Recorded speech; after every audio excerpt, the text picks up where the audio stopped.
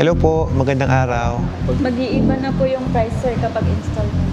Hindi, same price. Wala lang discount. Wala lang. Sabi nga ni Daddy, kung talagang gusto nyong matulungan, kunin mo ng 1 year. Kuha natin. Sabihin, back to original price.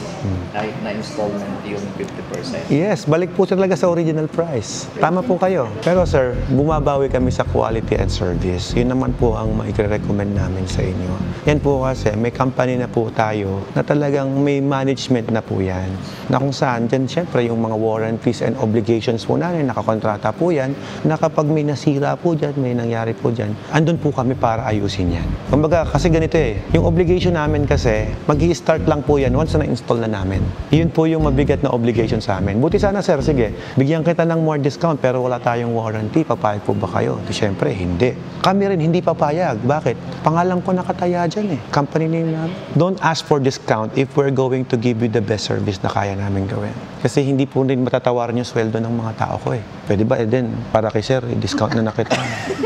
O di ba, ayaw pumayag Kausapin ko yung mga technician ko para gusto natin matulungan sila sir mag-business. Discount na lang. O di ba, hindi papayag Kahit yung munisipyo hindi papayag Kasi lahat po yun, na-compute na namin na meron talaga tayong mga duties and responsibilities na kailangan natin bayaran. Kung ako lang gagawa, sir, walang problema.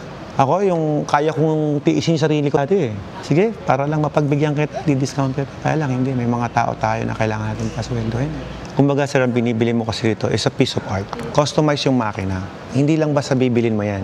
I-design ko pa yan base doon sa tubig na makukuha namin on your place. Ganon siya Matrabaho po yan. Itong washing machine na yan, binili natin yan. Kaya kita bigyan discount yan kasi hindi naman ako gumagawa Pero kapag ka itong makina, hindi kita mabigyan ng discount. Kahit direkta sa manufacturer. Yun ang difference, sir. Doon muna kayo sa package 5, according kay Daddy. Para at least pag lumakas, bili sa pang machine.